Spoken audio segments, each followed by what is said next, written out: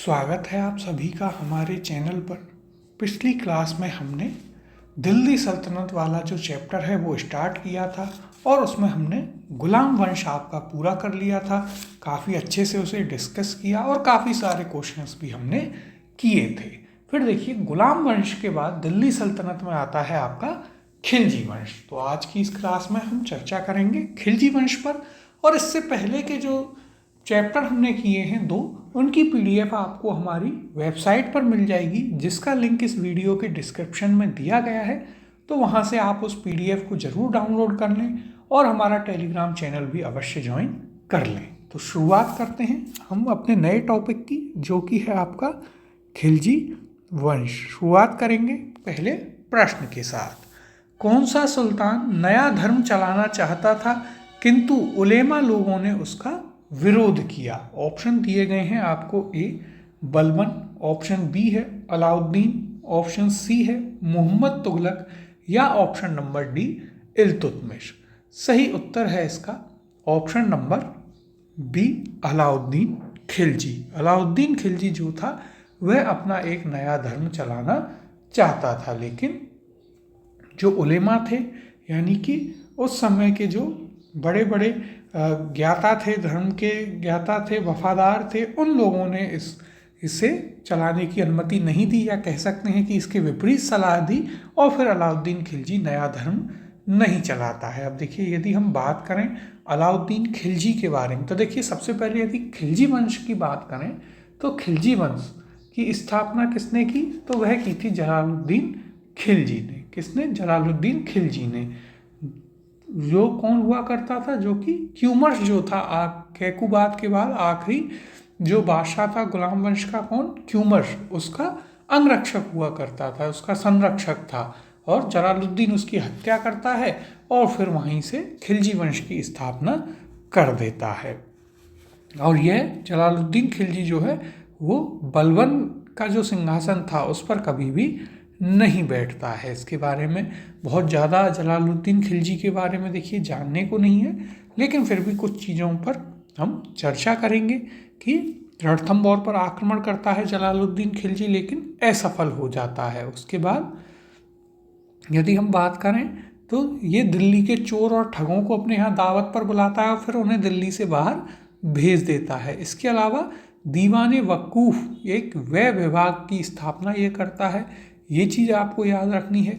इसके अलावा यदि हम बात करें तो इसके समय में, जलालुद्दीन खिलजी के समय में, एक मंगोल था अब्दुल्ला, जो दिल्ली पर आक्रमण करता है। जलालुद्दीन खिलजी उसे पराजित कर देता है और फिर एक और मंगोल उलुग खां जो है वो दिल्ली में बच जाता है और उसे मंगोलपुरी इलाका फिर कहा जाने लगता है। फिर यदि हम बात करें तो इसका जो भतीजा था अलाउद्दीन खिलजी, वो दक्षिण भारत में देवगिरी पर आक्रमण करता है और उसके बाद जो है जलालुद्दीन खिलजी को वहाँ बुलाता है और उसकी हत्या कर देता है। और फिर अलाउद्दीन खिलजी शासक बनता है। अब देखिए, अलाउद्दीन खिलजी के बारे में हम यहाँ पर बात कर लेते हैं। अलाउद्दीन खिलजी का असली नाम क्या था यदि हम बात करें तो देखिए, असली या फिर आप कह सकते हैं बचपन का नाम क्या हुआ करता था अलाउद्दीन खिलजी का? गुरशाप। क्या था? तो देखिए, असली नाम हुआ करता था गुरशाप या फिर अली। ये इसके वास्तविक नाम थे। फिर देखिए आगे बात करते हैं। फिर ये कड़ा और मणिकपुर का सूबेदार हुआ करता था। एक पॉइंट यह भी याद रखिएगा अलाउद्दीन खिलजी के बारे में, कड़ा प्लस मणिकपुर का सूबेदार हुआ करता था। कौन? अलाउद्दीन खिलजी। इसके अलावा यदि हम बात करें तो देखिए, इसने जब ये दिल्ली में प्रवेश करता है तो जनता में काफ़ी धन बांटता है। इसके अलावा ये इसका एक दोस्त हुआ करता था अल्लाह उल मुल्क, उसके जो वो कह देता था उस सलाह को यह जरूर मानता था। फिर देखिए, इसके दो सपने थे अलाउद्दीन खिलजी के। कौन कौन से दो सपने थे? एक तो था इसका विश्व विजय करना, एक सपना इसका था कि मुझे विश्व विजय करनी है, इसलिए ये उपाधि भी लेता है सिकंदर सानी, यानी सिकंदर जैसा या दूसरा सिकंदर। तो देखिए इसके लिए उपाधि भी धारण करता है ये। कौन सी उपाधि? वो इसकी उपाधि थी सिकंदर सानी। और दूसरा इसका एक सपना था नया धर्म। दोनों ही सपने पूरे नहीं कर पाता है। तो देखिए हम इतने परेशान होते हैं कि हमारा ये ख्वाब है पूरा हो जाए, यहाँ पर एक सुल्तान अपने इस ख्वाब पूरे नहीं कर पा रहे हैं। फिर ये राजनीति और धर्म को इसने बिल्कुल अलग अलग रखा है। इसके समय पर अलग अलग विद्रोह भी हुए हैं। 4 विद्रोह हुए नवीन मुसलमानों का, यानी मंगोलों का, मंगू खां का, अख्त खां का और हाजी मौला का। इन सभी के इसके समय पर काफ़ी विद्रोह भी हुए थे अलाउद्दीन खिलजी के समय पर। फिर देखिए ये क्या करता है, कई सारी ये नए कानून लगाता है, यानी कि अपनी सत्ता को बचाए रखने के लिए। जो जैसे कि शराब पार्टियां बंद करवा देता है, अमीर जो लोग थे उनमें आपस में वैवाहिक संबंध बंद करवा देता है, उसके लिए सुल्तान की परमिशन चाहिए होगी। गुप्तचर व्यवस्था को काफ़ी दुरुस्त करता है। ये सभी जो हैं क्या थे, अलाउद्दीन खिलजी के धीरे धीरे जो इसने सुधार किए थे वो थे, या जो नियम कायदे लागू किए। अब देखिए इसके आगे हम इसकी चर्चा करेंगे जैसे जैसे प्रश्नों में पूछा जाएगा कि इसका गुजरात अभियान क्या था, दक्षिण भारत का अभियान क्या था, उन सभी चीज़ों के बारे में हम आगे चर्चा करते हुए चलेंगे। यहाँ पर देखते हैं क्या कहा गया है, तो देखिएगा। अलाउद्दीन खिलजी एक महत्वाकांक्षी सुल्तान था। उसने सिकंदर ए सानी यानी द्वितीय सिकंदर की उपाधि धारण की और उसने अपने सिक्कों पर अंकित करवाया। वह संपूर्ण विश्व को जीतने की अभिलाषा रखता था और साथ ही एक नवीन धर्म चलाने की भी, किंतु अपने वफादार मित्र एवं कोतवाल अलाउल मुल्क की सलाह पर उसने अपना विचार त्याग दिया। देखिए अलाउल मुल्क वही व्यक्ति है, ये जो कह देगा वही अलाउद्दीन खिलजी करेगा। अगला प्रश्न देखते हैं। दिल्ली के किस सुल्तान ने सिकंदर सानी की मनोपाधि धारण की थी? ऑप्शन दिए गए हैं। ए बलबन ने, ऑप्शन बी है अलाउद्दीन खिलजी ने, ऑप्शन सी दिया गया है मोहम्मद बिन तुगलक ने, और ऑप्शन डी है सिकंदर लोदी ने। सही उत्तर है इसका option number B Alauddin Khilji. Sikandar Sani या सिकंदर सानी अर्थात इसका अर्थ क्या होता है? इसका अर्थ होता है दूसरा सिकंदर। यदि इस प्रकार से भी आपसे पूछा जाए दूसरा सिकंदर दे करके, तब भी इसे याद रखिएगा। अब अगले प्रश्न की ओर चलते हैं।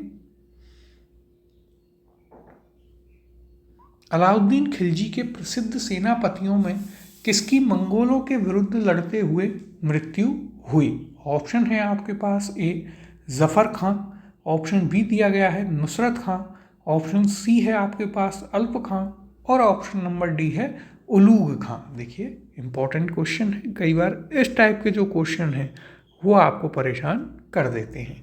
सही उत्तर है इसका ऑप्शन नंबर ए जफर खां। तो देखिए हम आपसे बात कर रहे थे कि प्रमुखतः 4 विद्रोह होते हैं अलाउद्दीन खिलजी के समय।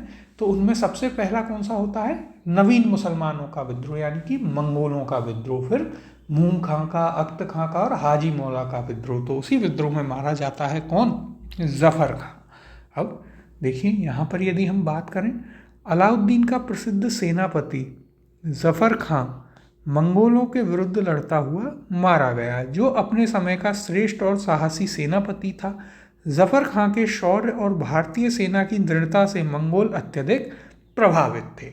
अगला प्रश्न है, रानी पद्मिनी का नाम अलाउद्दीन की चित्तौड़ विजय से जोड़ा जाता है, उनके पति का नाम है। ऑप्शन है ए महाराणा प्रताप सिंह, ऑप्शन बी है रणजीत सिंह, ऑप्शन सी दिया गया है राजा मान सिंह, और ऑप्शन डी है राणा रतन सिंह। तो देखिए यह तो बहुत इजी क्वेश्चन है, सभी लोग इसे जानते हैं। सही उत्तर होगा इसका option number D Rana Ratan Singh. रानी पद्मिनी के पति कौन थे? राणा रतन सिंह हुआ करते थे। फिर देखिए यहाँ पर यदि हम बात करें तो जो पद्मिनी वाली पूरी स्टोरी आती है वो मलिक मोहम्मद जायसी द्वारा एक कविता या काव्यांश लिखा गया है पद्मावत, उसके आधार पर ये जो पूरी कहानी है वो बताई जाती है। लेकिन वास्तविकता में यही कारण था ऐसा आप नहीं कह सकते हैं। तो वो पूरी कहानी आप जानते हैं। यदि हम बात करें अलाउद्दीन खिलजी ने कब कब कहाँ कहाँ आक्रमण किए, तो वो जो है काफ़ी इम्पोर्टेंट है। देखिए गुजरात में करता है, फिर राजस्थान का हमने आपको पूरा बताया ही था जब हम राजस्थान हिस्ट्री पढ़ रहे थे। सबसे पहले जैसलमेर, फिर रणथंभौर, चित्तौड़, मालवा, सिवाड़ा और जालौर। तो देखिए चित्तौड़ में कब करता है, 1303 में करता है। यह पॉइंट याद रखिएगा। अब यहाँ पर हम इसकी चर्चा कर लेते हैं। तो देखिए अब देखिए इसमें भी एक इम्पॉर्टेंट चीज़ है। 1303 में ये आक्रमण करता है और 1540 में पद्मावत लिखी जाती है। किसके द्वारा, तो यह लिखते हैं कौन, तो नाम याद रखिएगा, मलिक मोहम्मद जायसी। कौन लिखता है,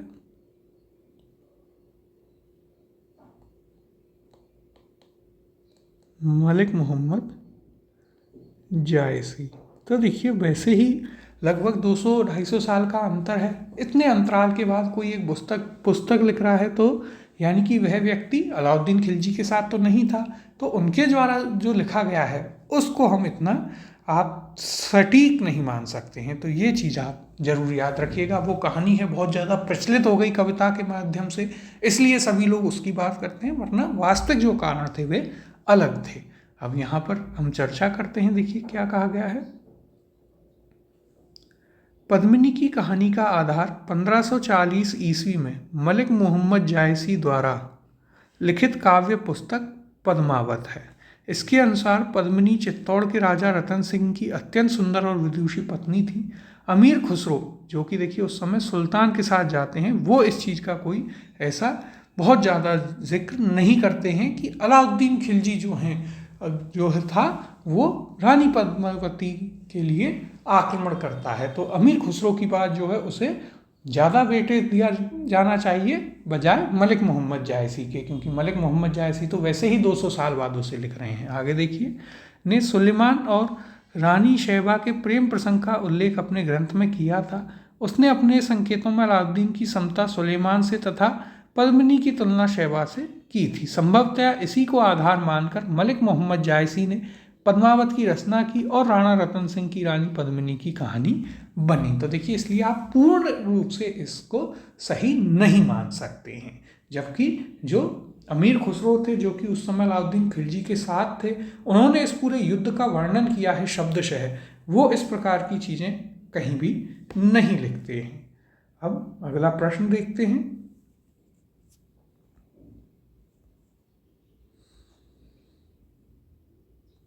हजार दीनारी के नाम से किसे जाना जाता था? ऑप्शन है आपके पास, ए बलबन को, ऑप्शन बी है मलिक कफूर को, ऑप्शन सी है सिकंदर लोधी को, या option number D Qutbuddin Aibak को। तो देखिए ये भी आपके लिए एक अच्छा क्वेश्चन है। और हजार दीनारी के नाम से जाना जाता था किसे? मलिक कफूर को, जो कि कौन था? ऑप्शन नंबर बी सही उत्तर होगा, मलिक कफूर, जो कि अलाउद्दीन खिलजी का क्या हुआ करता था? एक गुलाम हुआ करता था, जिसे जब गुजरात अभियान पर जाता है अलाउद्दीन खिलजी, तो वहाँ पर मलिक कफूर को 1000 दीनार में खरीदता है, इसीलिए उसे 1000 दीनारी के नाम से जाना जाता है। तो देखिए याद रखिएगा, 1299 में गुजरात अभियान होता है अलाउद्दीन खिलजी का।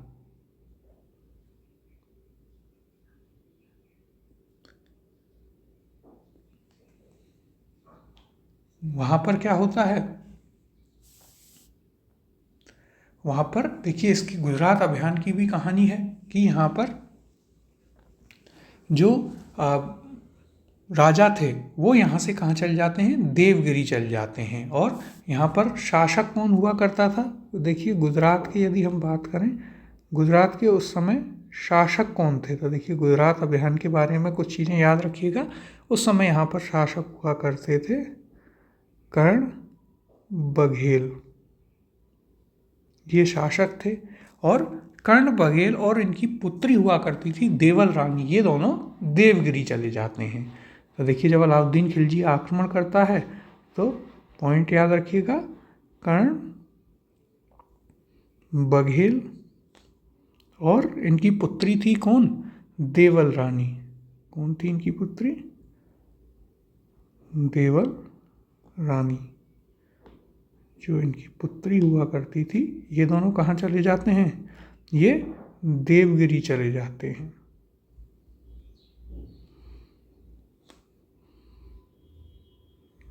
देवगिरी चले जाते हैं, वहाँ पर शरण लेते हैं और अलाउद्दीन खिलजी जो है वो गुजरात को जीत लेता है।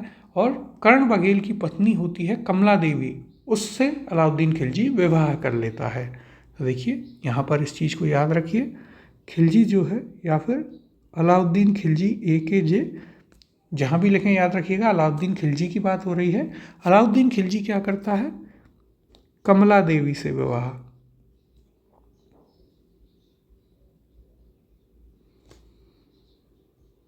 कमला देवी से विवाह कर लेता है। ये पॉइंट भी आप याद रखिएगा। कमला देवी कौन थी, तो ये कर्ण बघेल की पत्नी थी।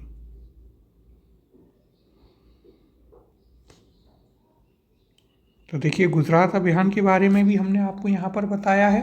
1299 में होता है। कौन थे उस समय गुजरात के शासक, कर्ण बघेल थे। कर्ण बघेल और उनकी पुत्री देवल रानी वो देवगिरी चले जाते हैं। सिर्फ उनकी पत्नी बचती है कमला देवी, जिससे अलाउद्दीन खिलजी विवाह कर लेता है, गुजरात को जीतता है और वहीं से मलिक कफूर को 1000 दीनार में खरीद लेता है। अब देखिए यहाँ पर क्या कहा गया है, मलिक कफूर को 1000 दीनारी, किसे कहा जाता है, मलिक काफूर को के नाम से जाना जाता है। इसे अलाउद्दीन खिलजी ने अपने गुजरात विजय के दौरान प्राप्त किया था। तो गुजरात अभियान जो है उसके बारे में भी हमने आपको बता दिया है। अब अगले प्रश्न की ओर चलते हैं। कथन ए दिया गया है, अलाउद्दीन के दक्षिणी अभियान धन प्राप्ति के अभियान थे और कारण है आर, यह दक्षिणी राज्यों को कब्जे में करना चाहता था। ऑप्शन दिए गए हैं, ए तथा आर दोनों सही हैं तथा आर ए की सही व्याख्या करता है। ऑप्शन बी है, ए और आर दोनों सही हैं परंतु आर ए की सही व्याख्या नहीं है। ए सही है परंतु आर गलत है। और ऑप्शन नंबर डी आपको दिया गया है, ए गलत है परंतु आर सही है। तो देखिए इन कथनों को एक बार पुनः देखते हैं आराम से। कथन ए क्या है, अलाउद्दीन के दक्षिणी अभियान धन प्राप्ति के अभियान थे और इसका कारण दिया गया है, यह दक्षिणी राज्यों को कब्जे में करना चाहता था। तो देखिए पहला कथन है, अलाउद्दीन के दक्षिणी अभियान क्या थे, धन प्राप्ति के अभियान थे। यह कथन आपका सही है। अलाउद्दीन खिलजी जो है वो दक्षिण भारत के राज्यों का विलय करने के बजाय उनसे क्या किया, उसने अधीनता स्वीकार करवाई और उनसे धन लूटा, जो कि समुद्रगुप्त की नीति के तरह था। फिर कारण आर है, यह दक्षिणी राज्यों को कब्जे में करना चाहता था, तो यह गलत है। वो उनका विलय नहीं करना चाहता था, उनसे अधीनता स्वीकार करवाना चाहता था। क्या करवाना चाहता था, अधीनता स्वीकार करवाना चाहता था। तो यहाँ पर क्या है, आपका कथन ए सही है लेकिन कारण आर गलत है। तो उत्तर हो जाएगा आपका option number C. Option number C आपका उत्तर होगा। अब देखिए यदि हम बात करें तो दक्षिण भारत के जो अभियान थे उन्हें कौन लीड करता है, उन्हें लीड करता है मलिक काफूर। अब देखिए यहाँ पर हम आपको थोड़ा सा डिटेल से बता देते हैं। देखिए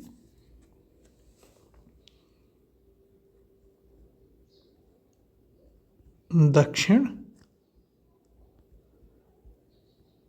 भारत अभियान,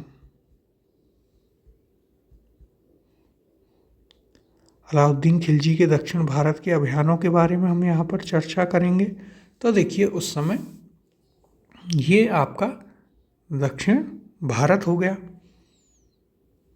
तो देखिए यहाँ पर कौन है, ये है आपका देवगिरी।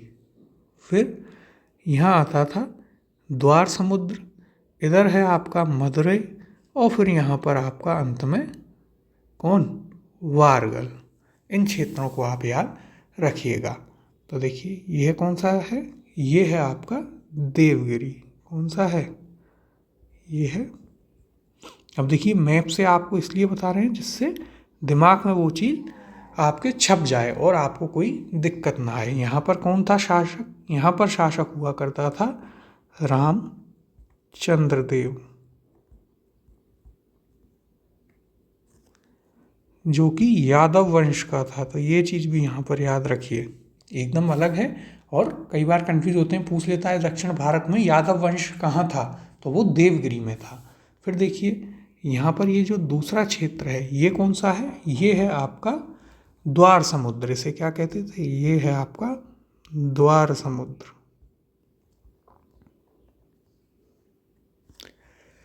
यहाँ पर शासक कौन था, तो यहाँ पर वीर बल्लाल देव द्वितीय कौन था, तो यहाँ पर वीर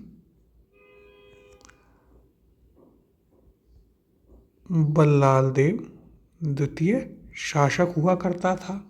फिर यहाँ पर यदि हम बात करें तो ये आपकी हो गई मदुरै, और यहाँ पर पांड्य वंश का शासक था वीर पांड्य, जो है वो यहाँ का शासक था।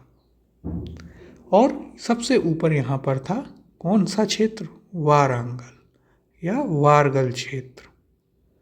और यहाँ पर कौन था, प्रताप रुद्रदेव।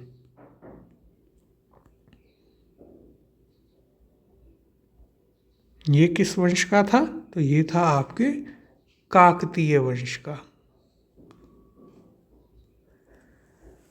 तो देखिए यहाँ पर ये चीज़ आपको याद रखनी है। और वीर बल्लाल देव किस वंश का था, ये आपके होयसल वंश का था, यह चीज़ याद रखिएगा। तो दक्षिण भारत में 4 राज्य, देवगिरी, द्वार समुद्र, मदुरै और वारगल, इनके राजाओं के नाम हमने आपको बताए।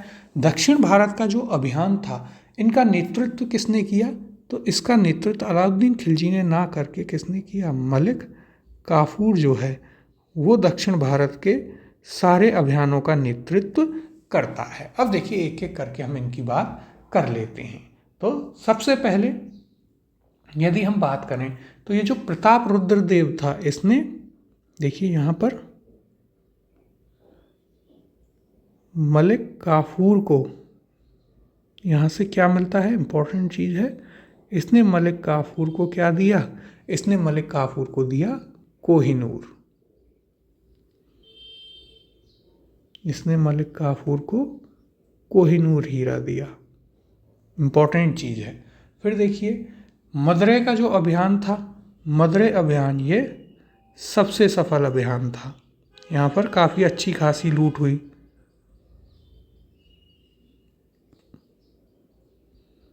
क्या था, सबसे सफल अभियान था। और देखिए दक्षिण भारत के सभी राजाओं ने इनके सामने सरेंडर कर दिया था। सिर्फ एक का नाम याद रखना है, वीर पांड्य। यहाँ पर लूट अच्छी हुई लेकिन वीर पांड्य ने अधीनता स्वीकार नहीं की थी, बाकी सब सरेंडर कर चुके थे। तो ये दक्षिण भारत अभियान के बारे में आप याद रखिएगा।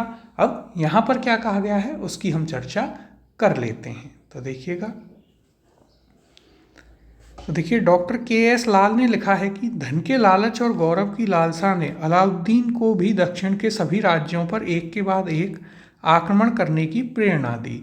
दक्षिण भारत के इन राज्यों पर आक्रमण करने का अलाउद्दीन का मुख्य उद्देश्य धन और विजय की लालसा ही थी, उनकी आंतरिक नीति में हस्तक्षेप नहीं था। वह इन दक्षिण राज्यों को अपने कब्जे में नहीं करना चाहता था, क्योंकि देखिए उसके कारण भी थे। वो जानता था कि दिल्ली में बैठ करके दक्षिण भारत को चलाना बहुत ही मुश्किल है। यदि वो दक्षिण भारत को चलाने गया तो उसकी खुद की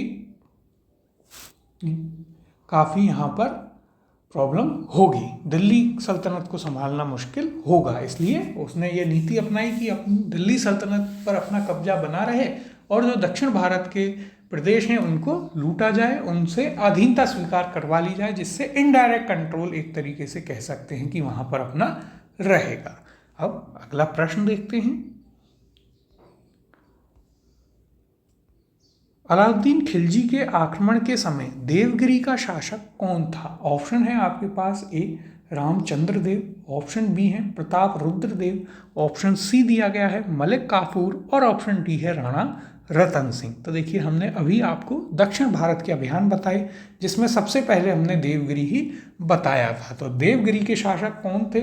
उस समय देवगिरी के शासक हुआ करते थे कौन? रामचंद्र देव। ऑप्शन नंबर ए आपका सही उत्तर होगा। किस वंश के थे यदि हम बात करें तो यह भी हमने आपको बताया। तो ये आपके यादव वंश के हुआ करते थे। कब जो है देवगिरी पर आक्रमण किया गया? तो 1296 में आक्रमण किया गया। और फिर इसके बाद क्या होता है? तो यहाँ पर देखिए इन्हें अलाउद्दीन खिलजी हरा देता है देवगिरी के शासक को, और वो इनसे एक बात कर लेता है कि आप हमें इतना इतना पैसा भेजते रहिएगा। लेकिन थोड़े समय बाद क्या होता है कि रामचंद्र देव वो धन दिल्ली नहीं भेजते हैं। और इसके बाद उन्हें देखिए फिर एक चीज़ और याद रखिएगा कि 1296 और इसके बाद जब धन नहीं पहुंचता है तो 1307 में अलाउद्दीन खिलजी वापस से मलिक काफूर को भेज देता है आक्रमण करने के लिए, और इस बार वो पुनः पराजित कर देता है किसे? तो रामचंद्र देव को, और रामचंद्र देव फिर आत्मसमर्पण कर देता है। अब देखिए यहाँ पर हम चर्चा कर लेते हैं इसके बारे में भी। अलाउद्दीन के आक्रमण के समय देवगिरी का शासक कौन था? रामचंद्र देव था। 1296 ईस्वी में देवगिरी के शासक रामचंद्र देव ने अलाउद्दीन खिलजी के सफल आक्रमण से बाध्य होकर उसे प्रतिवर्ष एलिचपुर की आय भेजने का वायदा किया था, परंतु 1305 और 1306 में उसने उस कर को दिल्ली नहीं भेजा, जिस कारण 1307 में अलाउद्दीन ने मलिक काफूर के नेतृत्व में एक सेना देवगिरी पर आक्रमण करने के लिए भेजी। राजा रामचंद्र देव युद्ध में पराजित हुआ और उसने आत्मसमर्पण कर दिया। देखिए यही चीज़ आपको ऊपर बताई गई है कि देवगिरी पर आक्रमण 1296 में होता है। उस समय राजा कौन थे? रामचंद्र देव थे, यादव वंश के थे, और वो कुछ ना कुछ लगान भेजने का वादा करते हैं। जब नहीं भेजते हैं तो 1307 में पुनः आक्रमण किया जाता है और उन्हें पराजित कर दिया जाता है। अगले प्रश्न की ओर चलते हैं। सूची 1 को सूची 2 से सुमेलित कीजिए और सूचियों के नीचे दिए गए कूट से सही उत्तर चुनिए। सूची 1 में देखिए राज्य हैं रणथंभौर, चित्तौड़, देवगिरी और गुजरात। सूची 2 में उनसे संबंधित राजा हैं कर्णदेव, राजा राय रामचंद्र, हमीर देव और राणा रतन सिंह। तो देखिए ये क्या है? सभी वे राजा हैं या फिर जो अभियान अलाउद्दीन खिलजी ने किए थे उनके बारे में आपसे कि वहाँ उस समय कौन से शासक थे उनको सम्मिलित करना है, जगह और शासक को। तो देखते हैं। सबसे पहले है रणथंभौर। रणथंभौर में हम सभी जानते हैं 1301 में आक्रमण किया जाता है और हमीर देव वहाँ के शासक थे। तो यह आपका 3 से मैच हो जाएगा। राजस्थान हिस्ट्री में बहुत अच्छे से हमने आपको डिटेल में यह बताया है। फिर चित्तौड़ 1303 राणा रतन सिंह, तो बी आपका 4 से मैच होगा। उसके बाद आता है देवगिरी। देवगिरी में हमने आपको बताया था कौन थे? राजा रामचंद्र, तो यह आपका 2 से मैच हो जाएगा। और फिर गुजरात में कौन थे? कर्णदेव, जिनके बारे में हमने आपको बताया था कर्णदेव या कर्ण बघेल, तो यह आपका 1 से मैच होगा। तो यहाँ पर क्या युग बनता है? युग बनता है A का 3, B का 4, फिर C2 D1, 3 4 2 1 किस ऑप्शन में है देखते हैं। तो देखिए option D A3 B4 C2 D1, option number D आपका सही उत्तर होगा। अगला प्रश्न देखते हैं।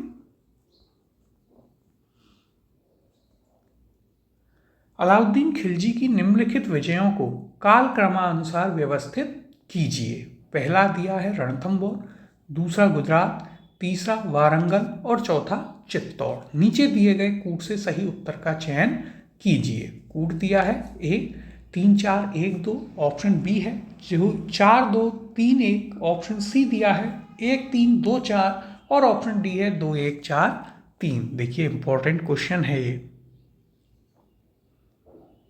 इस टाइप के क्वेश्चन काफ़ी इंपॉर्टेंट आपके लिए हो जाते हैं। अब यहाँ पर यदि हम बात करें तो देखिए रणथंभौर, रणथंभौर हम जानते हैं 1301 में। फिर आता है गुजरात, तो सबसे पहले गुजरात में आक्रमण किया जाता है 1299 में। फिर यदि हम बात करें तो दिया गया है आपको वारंगल, तो वारंगल में आक्रमण होता है 1310 में और चित्तौड़ 1303 में। तो देख लिए, इन्हें अब हम जमा लेते हैं। गुजरात आपका 1 नंबर पर आ जाएगा। फिर यदि हम बात करें तो उसके बाद रणथंभौर, तीसरे नंबर पर चित्तौड़ और चौथे पर वारंगल, यानी कि यहाँ होगा आपका 2, 1, 4, 3 किस ऑप्शन में है? तो देखिए ऑप्शन नंबर डी 2, 1, 4, 3 ये आपका सही उत्तर होगा। तो देखिए यदि यहाँ पर हम बात करें तो सबसे पहले याद रखिएगा 1299 में गुजरात, फिर राजस्थान के आपको हमने बताए थे, उन्हें भी आप जरूर याद रखिएगा। राजस्थान में आक्रमण जो हुए, तो देखिए सबसे पहले जैसलमेर, जैसलमेर के बाद आता है रणथंभौर,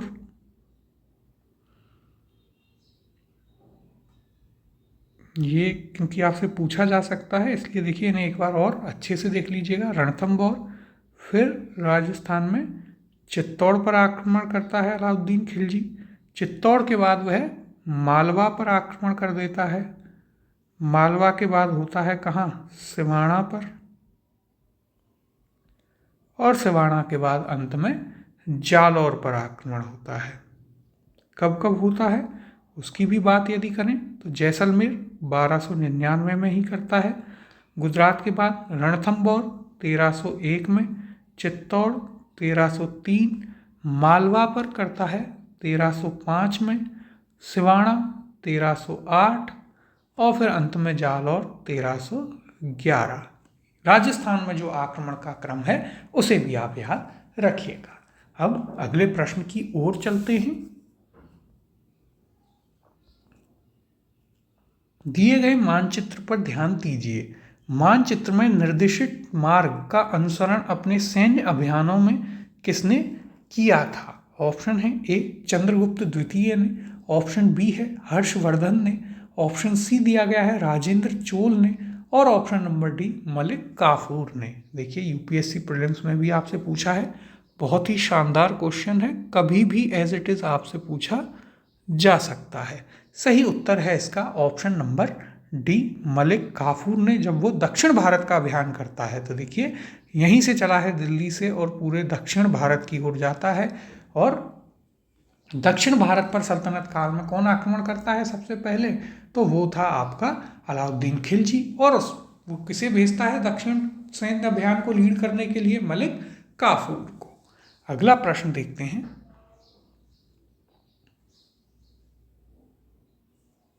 किस सुल्तान के काल में खालिसा भूमि अधिक पैमाने में विकसित हुई?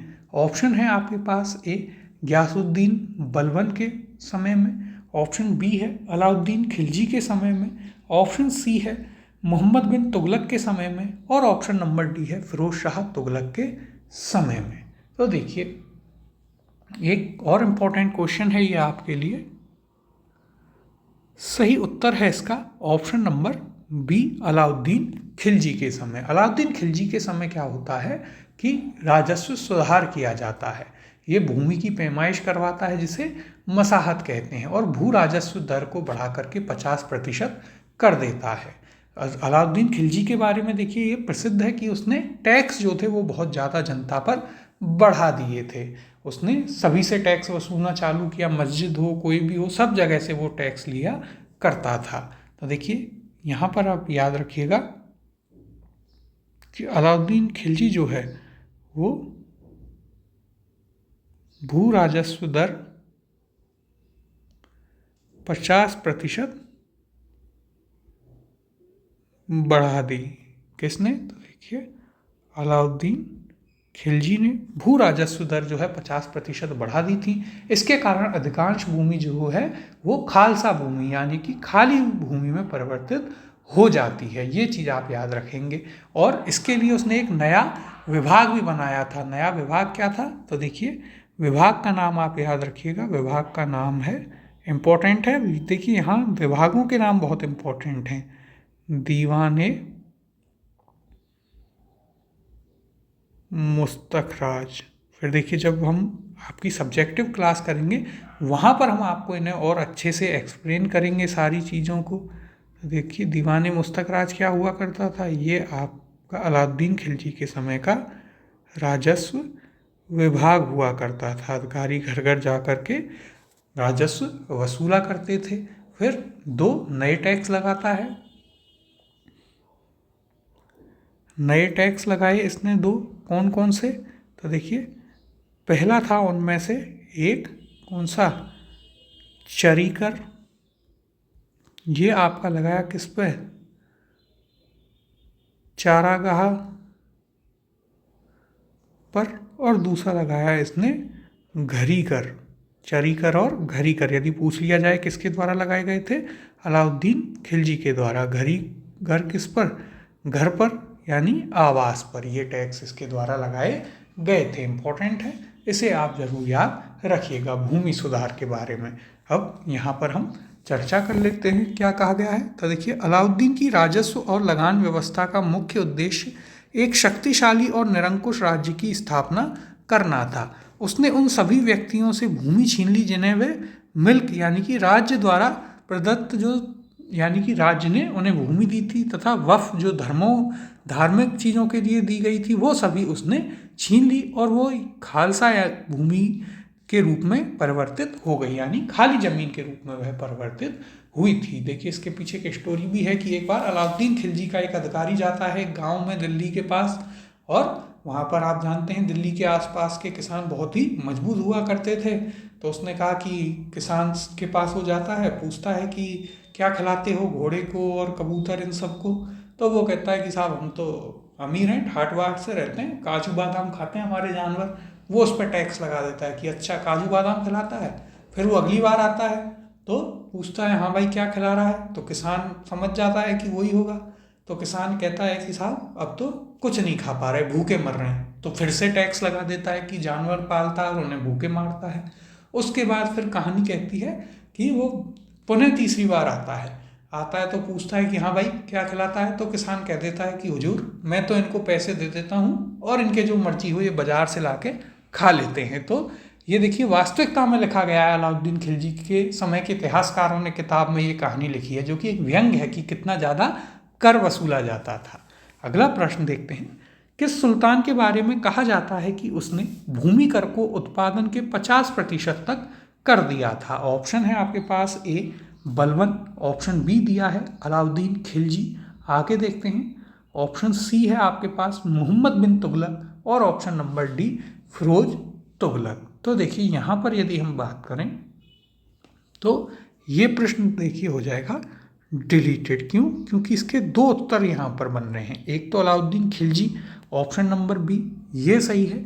और यदि हम बात करें, देखिए आगे पढ़ेंगे तो मोहम्मद बिन तुगलक ने भी 50% तक कर दिया था। तो ये दोनों ही इसके उत्तर हैं, या तो दोनों ही में से कोई सा उत्तर सही माना जाएगा या फिर ये क्वेश्चन आपको डिलीट करना पड़ेगा। अब देखिए मोहम्मद बिन तुगलक जो था उसने दोआब के क्षेत्र में 50% कर लगा दिया था, जिसके खिलाफ फिर विद्रोह भी हुआ। यहाँ पर अब हम चर्चा कर लेते हैं क्या कहा गया। अलाउद्दीन खिलजी ने उपज का, तो देखिए किसने, अलाउद्दीन खिलजी ने उपज का 50% भूमि कर यानी खराज के रूप में निश्चित किया। अलाउद्दीन खिलजी भारत का प्रथम मुस्लिम शासक था जिसने भूमि की वास्तविक आय पर राजस्व निश्चित किया था। इसने भूमि की पैमाइश कराकर लगान निर्धारित किया था। अलाउद्दीन ने 2 नवीन कर, मकान कर यानी घरी कर और चराई चर जो कि चारागाहों पर लगाए थे। इसके पश्चात मोहम्मद बिन तुगलक ने भी दोआब में भूमि कर 50% कर दिया था, लेकिन मोहम्मद बिन तुगलक की राजस्व मांग अनुमान पर आधारित थी, जबकि अलाउद्दीन खिलजी की पैमाइश पर। ये उन दोनों में अंतर है, बाकी उत्तर यहाँ पर आपके दोनों ही होंगे। अगले प्रश्न की ओर चलते हैं।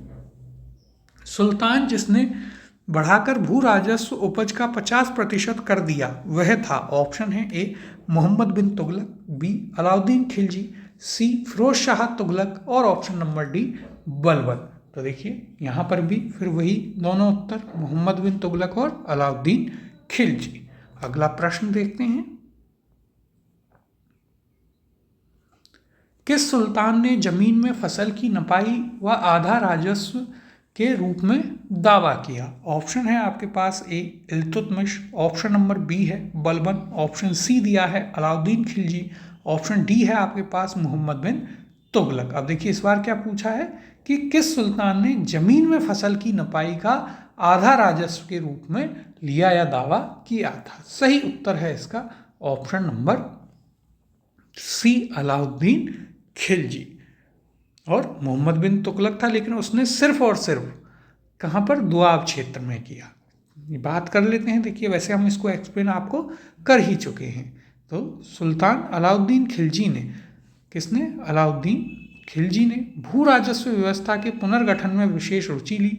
उसने उपज का 1/2 भाग राजस्व के रूप में वसूलना आरंभ किया। वह दिल्ली सल्तनत का प्रथम सुल्तान था जिसने पैमाइश एवं प्रति बिस्वा उपज के आधार पर भू राजस्व निर्धारित करने की नीति अपनाई। इससे पहले क्या होता था, लोग अंदाजे से ही भू राजस्व लिया करते थे। आगे देखिए, सुल्तान मोहम्मद बिन तुगलक ने केवल दुआब में अनुमान के आधार पर उपज का आधा भाग राजस्व के रूप में वसूलने का आदेश दिया था, जिसके बाद विद्रोह होता है और फिर वो आदेश भी वापस ले लेता है। अगला प्रश्न देखते हैं।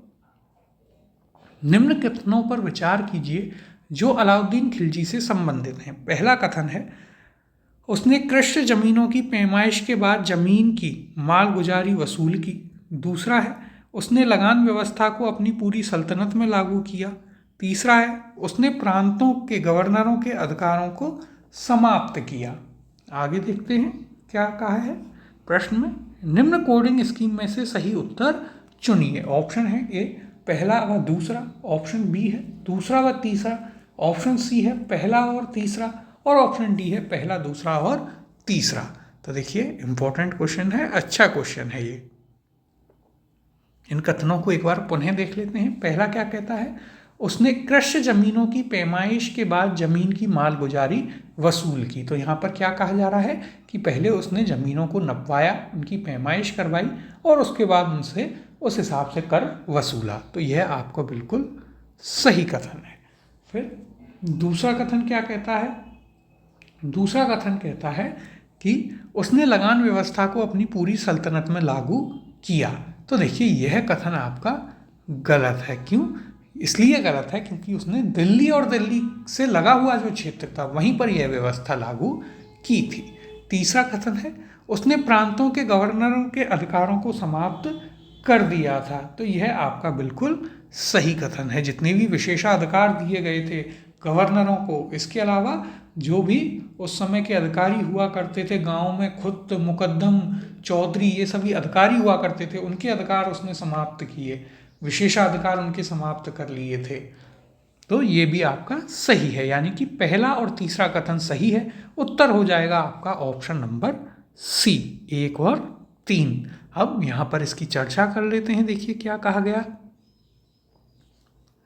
अलाउद्दीन की लगान व्यवस्था संपूर्ण साम्राज्य में समान रूप से लागू नहीं की जा सकती थी। भूमि की पैमाइश करके किसानों से सरकारी कर्मचारियों द्वारा लगान वसूल किए जाने की व्यवस्था दिल्ली और उसके समीपवर्ती क्षेत्रों में ही लागू की गई थी। अलाउद्दीन पहला सुल्तान था जिसने भूमि की पैमाइश कराकर लगान वसूल करना आरंभ किया। अपनी व्यवस्था को लागू करने के लिए अलाउद्दीन ने एक प्रथम विभाग दीवाने मुस्तखराज की स्थापना की, जो हमने आपको पहले भी एक प्रश्न में बताया है। अलाउद्दीन ने परंपरागत लगान अधिकारियों, खुद, मुकद्दम और चौधरी, गांव में ये हुआ करते थे, उनसे लगान वसूल करने का अधिकार छीन लिया। उसने सारे विशेषाधिकार समाप्त कर दिए, उनकी भूमि पर से कर लिया जाने लगा और बाकी अन्य सभी कर भी लिए गए, जिस कारण खुद यानी जमींदारों और बलाहार साधारण किसानों में कोई अंतर उस समय नहीं रहा था। तो देखिए 2 इम्पोर्टेंट चीज़ें आपको यहाँ पर मिलती हैं। पहला, कौन सा डिपार्टमेंट बनाया उसने, दीवाने मुस्तखराज, और उस समय किसानों से कर वसूलने के लिए कौन कौन से अधिकारी हुआ करते थे, खुद, मुकद्दम और चौधरी। ये चीज़ भी आप इनके बारे में जरूर याद रखिएगा। अगला प्रश्न देखते हैं, अगले प्रश्न की ओर चलते हैं। कथन ए है, अलाउद्दीन खिलजी ने दिल्ली में मूल्य नियंत्रण लागू किया था। कारण आर है, वह दिल्ली में अपने राजभवन के निर्माण में लगे हुए कारीगरों को कम वेतन देना चाहता था। निम्न कूट से सही उत्तर चुनिए। कूट दिया गया है ऑप्शन ए है। ए तथा आर दोनों सही हैं तथा आर ए की सही व्याख्या है। ऑप्शन बी है, ए तथा आर दोनों सही हैं परंतु आर ए की सही व्याख्या नहीं है। ऑप्शन सी है, ए सही है परंतु आर गलत है। और ऑप्शन डी है, ए गलत है परंतु आर सही है। देखिए अच्छा क्वेश्चन है, इंपॉर्टेंट है, यहाँ से आपको चीज़ें समझनी हैं। तो कथनों को एक बार पुनः देखते हैं। कथन क्या कहता है? पहला, ए, अलाउद्दीन खिलजी ने दिल्ली में मूल्य नियंत्रण लागू किया था। बिल्कुल सही है, ये उसके जो बाजार सुधार थे अलाउद्दीन खिलजी के, उसमें उसने सबसे पहली चीज़ ही यह की थी। कारण है, वह दिल्ली में अपने राजभवन के निर्माण में लगे हुए कारीगरों को कम वेतन देना चाहता था। तो ऐसा नहीं है, ये कारण गलत है। वो कम वेतन देना चाहता था लेकिन अपनी सेना को, उसने एक परमानेंट सेना रखी, बहुत बड़ी सेना थी, उसको वो कम वेतन देना चाहता था। लेकिन यदि बाजार में महंगाई होगी और वेतन कम होगा तो कोई काम नहीं करेगा, इसलिए उसने क्या किया, बाजार में दाम कम करवाई, जिससे जो कम वेतन मिल रहा है उसकी सेना को वो भी उन्हें कम न लगे। तो यहाँ पर क्या है, आपका कथन ए तो सही है लेकिन उसका कारण आर गलत है। तो उत्तर हो जाएगा ऑप्शन नंबर सी, ए सही है परंतु आर गलत है। अब देखिए, यदि हम बाजार के सुधारों की बात करें तो सबसे पहले वस्तुओं के दाम नियंत्रित किए गए, सभी व्यापारियों को एक जगह पर स्थापित किया, उनकी मंडी बनवाई, बाजार को जो है 3 भागों में बांट दिया गया। बाजार के कौन कौन से 3 भाग थे? तो देखिए याद रखिएगा, इम्पोर्टेंट है। सराय ए अदल, बाजार के 3 भाग, ठीक है। फिर एक हुआ करती थी मंडी, जो कि आज तक चल रही है भारत में, और एक दासों का बाजार या फिर दास बाजार। 3 टाइप के बाजार उस समय फिर बना दिए गए थे। फिर देखिए, बाजार हेतु एक विभाग की स्थापना की गई। कौन सा विभाग था? दीवाने रियासत। कौन सा विभाग? दीवाने रियासत, याद रखिएगा, इम्पोर्टेंट है। दीवानी रियासत किससे रिलेटेड है, ये पूछा जाएगा तो बाजार से रिलेटेड है। यहाँ व्यापारियों का पंजीकरण करता था। क्या कार्य होता था इसका? इसका कार्य होता था व्यापारी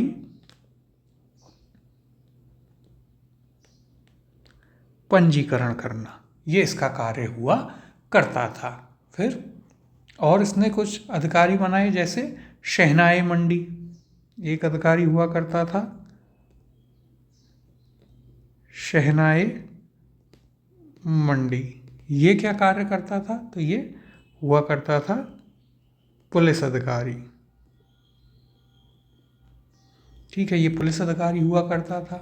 फिर इसके अलावा यदि हम बात करें तो देखिए, बरीद हुआ करते थे और हुआ करते थे मुन्यान। कौन हुआ करते थे? मुन्यान, बरीद और मुन्यान, ये दोनों क्या हुआ करते थे? ये दोनों गुप्तचर हुआ करते थे। तो देखिए, बहुत इंपॉर्टेंट चीज़ें आपको बताई हैं, इन्हें आप जरूर याद रखिएगा। अब यहाँ पर हम चर्चा कर लेते हैं क्या कहा गया है, तो देखिएगा, अलाउद्दीन ने मूल्य नियंत्रण की नीति लागू की। अलाउद्दीन ने अपने बाजार नियंत्रण की सफलता के लिए कुशल कर्मचारी नियुक्त किए। उसने मलिक कबूल को शहनाया बाजार का अधीक्षक नियुक्त किया, जो कि शहनाई मंडी था, पुलिस अधिकारी। उसके कार्य में सहायता देने के लिए घुड़सवारों और पैदल व्यक्तियों की विशाल टुकड़ी दी गई। उसे विस्तृत अधिकार दिए गए।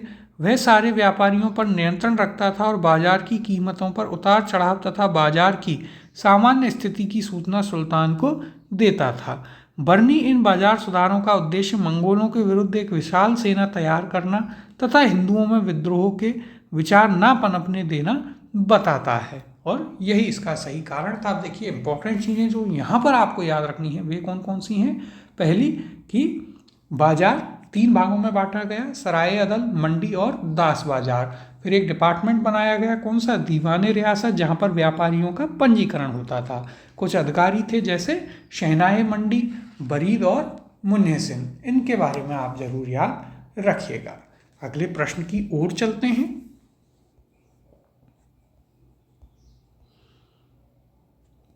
निम्न में से किस सुल्तान ने बाजार सुधार लागू किए थे? ऑप्शन है आपके पास ए जलालुद्दीन खिलजी, ऑप्शन बी है अलाउद्दीन खिलजी, ऑप्शन सी दिया है मोहम्मद बिन तुगलक और ऑप्शन नंबर डी है बलबन। सही उत्तर है इसका option number B Alauddin Khilji. अगला प्रश्न है निम्न मुस्लिम बादशाहों में से किस एक ने मूल्य नियंत्रण पद्धति को पहली बार लागू किया? ऑप्शन दिए गए हैं ए अलाउद्दीन खिलजी, ऑप्शन बी है इल्तुतमिश, ऑप्शन सी दिया गया है मोहम्मद बिन तुगलक और ऑप्शन नंबर डी है शेर शाह सूरी।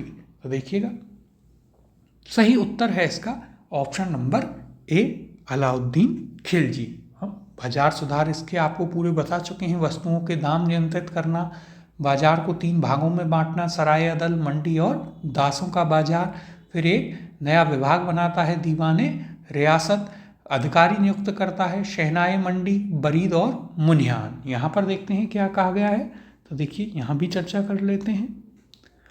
सल्तनत काल में अलाउद्दीन खिलजी द्वारा बाजार नियंत्रण या मूल्य नियंत्रण पद्धति को लागू किया गया। अलाउद्दीन ने केंद्र में एक बड़ी और स्थायी सेना रखी तथा उसे नगद वेतन दिया। अभी जब सैन्य सुधार का क्वेश्चन आएगा तो वहाँ पर ये चीज़ें हम आपको बताएंगे। ऐसा करने वाला वह दिल्ली का पहला सुल्तान था और सेना का व्यय बहुत अधिक था। बरनी के अनुसार यदि उतनी बड़ी सेना को साधारण वेतन भी दिया जाता तो राज्य का खजाना 5 या 6 वर्ष में ही समाप्त हो जाता। अतः अलाउद्दीन ने सेना के खर्च में कमी करने के लिए सैनिकों के वेतन में कमी की, परंतु उससे सैनिक सुविधापूर्वक रह सकें इसके लिए उसने वस्तुओं को मूल्य निश्चित भी किए और उनकी दरें कम कर दी। यही चीज़ हमने भी आपको पहले बताई थी कि इसका मुख्य कारण ये रहा। अब अगला प्रश्न देखते हैं। बाजार नियंत्रण प्रथा लागू की थी। ऑप्शन है ए गियासुद्दीन तुगलक ने, ऑप्शन बी है जलालुद्दीन खिलजी ने, ऑप्शन सी दिया है अलाउद्दीन खिलजी ने और ऑप्शन डी है बलबन ने। तो सही उत्तर होगा option number C Alauddin Khilji ने। अगला प्रश्न है बाजार कीमतों को नियंत्रित करने के लिए अलाउद्दीन खिलजी के प्रयास ने, ऑप्शन है ए कृषि को उन्नत किया, ऑप्शन बी दिया है सिर्फ सामंतों और दरबारियों को फायदा पहुंचाया, ऑप्शन सी है बहुत सफलता प्राप्त की और ऑप्शन नंबर डी है शासक को जनमानस से दूर किया। तो देखिए सही उत्तर होगा यहाँ पर ऑप्शन नंबर सी बहुत सफलता प्राप्त की। देखिए कारण है इसके भी कि जब बाजार की कीमतें नियंत्रित कर ली गई अलाउद्दीन खिलजी के द्वारा तो चीज़ें सस्ती हो गई। उससे क्या हुआ, सेना खुश, जो कि एक बहुत बड़ा भाग था उसके सल्तनत का, आम जनता भी खुश कि उन्हें भी सही दाम पर चीज़ें मिल रही हैं, तो सभी लोग इससे खुश थे और इस व्यवस्था को बहुत ज़्यादा सफलता प्राप्त हुई। अब यहाँ पर हम इसकी चर्चा कर लेते हैं क्या कहा गया है, देखिएगा।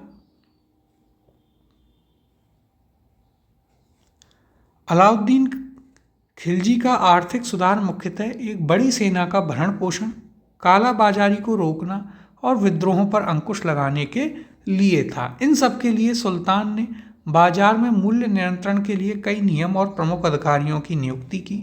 उसने मलिक कबूल को शहना या बाजार अधीक्षक नियुक्त किया और उसको मूल्य में स्थिरता बनाए रखने के लिए कई सहायक और विस्तृत अधिकार दिए, जिससे नियमों को उसने बड़ी कठोरता से लागू किया, जिसका परिणाम हुआ कि मुनाफाखोरी और काला बाजारी बंद हो गई। और जब ये चीज़ें बंद हो जाएंगी तो स्वतः ही बाजार में चीज़ें सस्ती होंगी और सस्ती होंगी तो जो आम जनता है वह खुश होगी। तो हमारे आज के समय के जो लीडर हैं उन्हें भी कुछ अलाउद्दीन खिलजी जैसे ही शासकों से सीख लेना चाहिए था कि हर व्यक्ति में कुछ अच्छाई और बुराई होती है, तो इसमें भी कुछ ना कुछ अच्छी चीज़ें थी जो इसने की और जो कुछ व्यवस्थाएं आज तक चल रही हैं। अगले प्रश्न की ओर चलते हैं। निम्नलिखित में से किस मध्यकालीन शासक ने सार्वजनिक वितरण प्रणाली प्रारंभ की थी? ऑप्शन है आपके पास ए अलाउद्दीन खिलजी ने, ऑप्शन बी है बलबन ने, ऑप्शन सी दिया गया है फिरोज शाह तुगलक ने या ऑप्शन नंबर डी है आपके पास मोहम्मद बिन तुगलक ने। तो देखिए सार्वजनिक वितरण प्रणाली किसके द्वारा प्रारंभ की गई थी?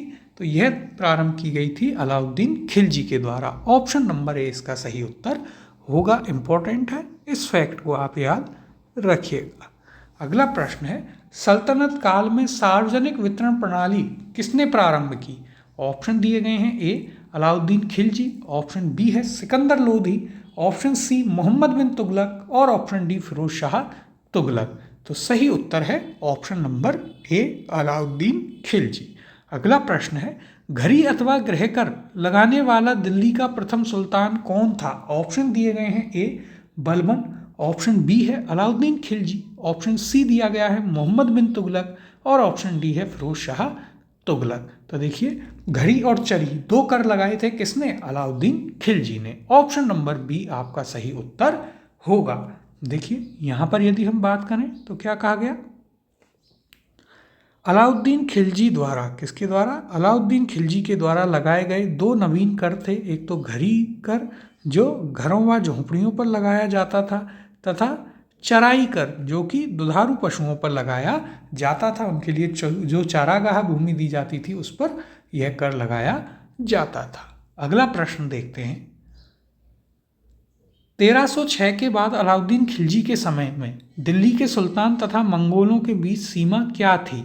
ऑप्शन है ए व्यास नदी, ऑप्शन बी है रावी नदी, ऑप्शन सी है सिंधु नदी और ऑप्शन नंबर डी है सतलज नदी। अब देखिए, बहुत ही शानदार क्वेश्चन है बहुत छोटी सी चीज़, लेकिन उसे किस प्रकार से घुमा करके पूछा गया है। सही उत्तर है इसका ऑप्शन नंबर बी, रावी नदी। तो देखिए होता क्या है, 1306 में कबक एक मंगोलों का नेतृत्व करता था, जिसके नेतृत्व में मंगोल आक्रमण करते हैं दिल्ली पर और 1306 में ये आक्रमण होता है। फिर यदि हम बात करें तो जो अलाउद्दीन खिलजी है उसकी सेना थी, वो उसे रावी नदी पर रोक देती है और उन दोनों के बीच में फिर यही सीमा निर्धारित हो जाती है।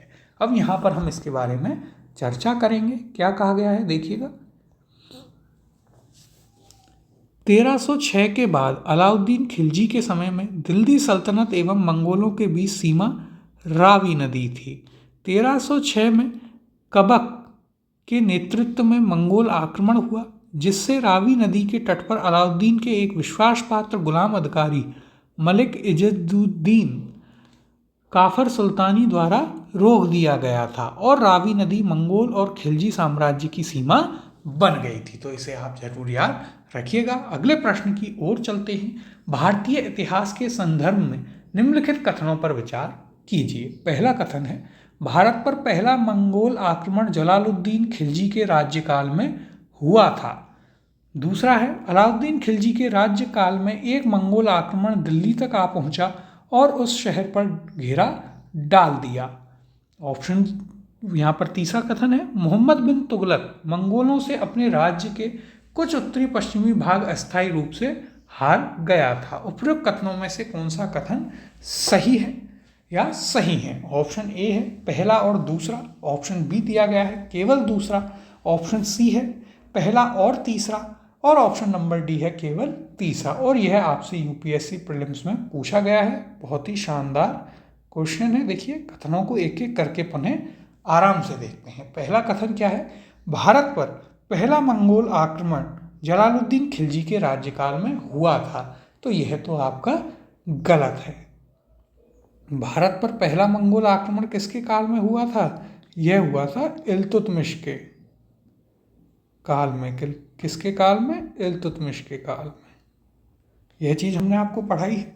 फिर दूसरा कथन है, अलाउद्दीन खिलजी के राज्यकाल में एक मंगोल आक्रमण दिल्ली तक आ पहुंचा और उस शहर पर घेरा डाल दिया था। तो यह बिल्कुल सही है। चित्तौड़ आक्रमण के समय की यह घटना है। जब अलाउद्दीन खिलजी चित्तौड़ अभियान पर था, तब जो है मंगोल दिल्ली तक आ पहुंचे थे।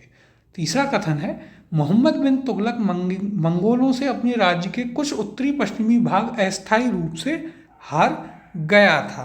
तो यह आपका गलत है। उसने ये आक्रमण विफल कर दिया था। तो यहाँ पर सिर्फ आपका दूसरा कथन सही है। तो उत्तर हो जाएगा आपका ऑप्शन नंबर बी, केवल दूसरा कथन यहाँ पर सही है। अब देखिए, हम प्रश्न के ऊपर यहाँ चर्चा भी कर लेते हैं। भारतीय इतिहास के संदर्भ में भारत पर पहला मंगोल आक्रमण इल्तुतमिश के शासनकाल में हुआ था। अलाउद्दीन खिलजी के काल में मंगोल आक्रमणकारी कुतलुक ख्वाजा के नेतृत्व में, किसके नेतृत्व में? कुतलुक ख्वाजा के नेतृत्व में दिल्ली पर आक्रमण हुआ था। उस समय अलाउद्दीन खिलजी चित्तौड़ अभियान पर था, जो हमने आपको बताया है। मोहम्मद बिन तुगलक के काल में तर्माश्रीन के नेतृत्व में मंगोल अभियान हुआ था, लेकिन कालानौर और पेशावर पर मोहम्मद बिन तुगलक ने अधिकार कर मंगोलों के अभियान को विफल कर दिया था। अब अगला प्रश्न देखते हैं। निम्नलिखित में से किस सुल्तान ने साम्राज्य की सीमाओं की सुरक्षा हेतु एक विशेष सेना नियुक्त किया? ऑप्शन है आपके पास, ए इल्तुतमिश ने, ऑप्शन बी है नासिरुद्दीन महमूद ने, ऑप्शन नंबर सी दिया गया है बलबन ने, और ऑप्शन नंबर डी है अलाउद्दीन खिलजी ने। देखिए सही उत्तर है इसका option number D, Alauddin Khilji. तो देखिए उसने क्या किया था, अपने साम्राज्य की सीमाओं के लिए एक विशेष सेना उसके द्वारा नियुक्त की गई थी। अब देखिए यहाँ पर हम अलाउद्दीन खिलजी के जो सैनिक व्यवस्था थी या जो सैनिक सुधार थे उनके ऊपर हम यहाँ चर्चा कर लेते हैं। तो देखिए यहाँ पर हम बात करेंगे सैनिक सुधार। किसके सैनिक सुधार? तो अलाउद्दीन खिलजी के द्वारा जो सैनिक सुधार किए गए। सबसे पहला इसने सैनिक सुधार किया, और वो सुधार क्या था? वो था इसका एक नियमित सेना का गठन। क्या किया इसने? एक नियमित सेना, रेगुलर आर्मी, यानी कि एक जॉब की तरह। उससे पहले क्या होता था कि जो किसान वगैरह होते थे वही युद्ध के समय पर युद्ध लड़ने चले जाते थे। फिर नियमित सेना, दूसरा उसको नगद वेतन सेना को, कि आपकी सैलरी कैश में होगी। फिर तीसरा खुम्स में हिस्सेदारी। खुम्स क्या होता था? तो खुम्स होती थी जो लूट का पैसा होता था। खुम्स में हिस्सेदारी देना प्रारंभ किया। देते सभी थे, लेकिन इसने क्या किया? तो देखिए इसने यह किया कि होता क्या था, ये 80% उनको देने लग गया, 80% सेना को देने लग गया और 20% स्वयं के पास रखने लगा। उल्टा कर दिया, इससे पहले 20% सेना को मिलता था और 80% सुल्तान का हुआ करता था। फिर इसने एक व्यवस्था की, किसकी? हुलिया की, यानी कि identity card, ID card type व्यवस्था की इसने। ये चीज़ याद रखिएगा, सैनिकों का हुलिया। और फिर एक इसने की दाग। ये किस पर? ये भी आईडी थी, लेकिन किसकी? घोड़ों की। किसकी आईडी थी? घोड़ों की आईडी हुआ करती थी। ये इसके द्वारा कुछ सैन्य सुधार किए गए थे। अब देखिए यहाँ पर बात करते हैं इस प्रश्न में। अलाउद्दीन खिलजी ने साम्राज्य की सीमाओं की सुरक्षा हेतु एक विशेष सेना को नियुक्त किया था। इसने सीमा प्रांतों की सुरक्षा के लिए सैनिकों की संख्या बढ़ाने, प्रशासन को व्यवस्थित करने हेतु सीमावर्ती किलों की मरम्मत करवाई। मंगोलों के मार्गों पर बसे हुए अनुभवी अमीरों और फौजी सरदारों की एकताओं में भी सेना की टुकड़ियां शामिल की गईं और उन्हें तैनात किया। अब अगले प्रश्न की ओर चलते हैं। निम्नलिखित युग्मों में से कौन सही सुमेलित नहीं है? एक तरफ रियासत है और दूसरी तरफ शासक है। ए है देवगिरी शंकर देव, बी वारंगल रामचंद्र देव, सी होयसल वीर बल्लाल और डी मदरा वीर पांड्य। तो देखिए ये आपके दक्षिण भारत अभियान के समय की बात है जो हमने आपको मैप से बताया था। तो यहाँ पर कौन सा असुमेलित है? वो है आपका ऑप्शन नंबर बी, वारंगल में रामचंद्र देव नहीं थे। वारंगल में हमने आपको क्या बताया था? वहां पर थे प्रताप रुद्रदेव। कौन थे? प्रताप रुद्रदेव हुआ करते थे। किस वंश के थे? काकतीय वंश के थे। दक्षिण भारत के अभियान के दौरान हमने आपको बताया है, देवगिरी में रामचंद्र देव, शंकर देव भी कह सकते हैं, वारंगल में प्रताप रुद्रदेव, वीर बल्लाल होयसल वंश के थे जो कि आपको द्वार समुद्र में मिलेंगे, और मदुरै में कौन थे? वीर पांड्य थे। अब देखिए अलाउद्दीन खिलजी के दक्षिण भारत पर आक्रमण के समय देवगिरी का शासक कौन था? रामचंद्र देव था। रामचंद्र देव की मृत्यु के बाद उनका पुत्र शंकर देव शासक बना। तेलंगाना में काकतीय वंश का शासन था। यहाँ का तत्कालीन शासक प्रताप रुद्रदेव द्वितीय था। इनकी राजधानी वारंगल थी। और बाकी आपके हम सही सुमेलित हैं जो हमने आपको एक मैप के द्वारा समझाए भी थे। अब अगला प्रश्न है, इनमें से किसने खलीफा की शक्ति का विरोध किया? ऑप्शन है आपके पास ए इल्तुतमिश ने, ऑप्शन नंबर बी दिया है अलाउद्दीन खिलजी ने, ऑप्शन नंबर सी है आपके पास मोहम्मद बिन तुगलक ने, और ऑप्शन नंबर डी बलबन के द्वारा, या ऑप्शन ई उपयुक्त में से कोई नहीं, या उपयुक्त में से एक से अधिक। तो देखिए यहाँ पर सही उत्तर होगा आपका ऑप्शन नंबर ई, उपयुक्त में से कोई नहीं। इसकी भी हम यहाँ पर बात कर लेते हैं। तो देखिए कौन था जिसने खलीफा की शक्ति का विरोध किया? तो वो हुआ करता था कौन? मुबारक खिलजी। कौन था? मुबारक खिलजी।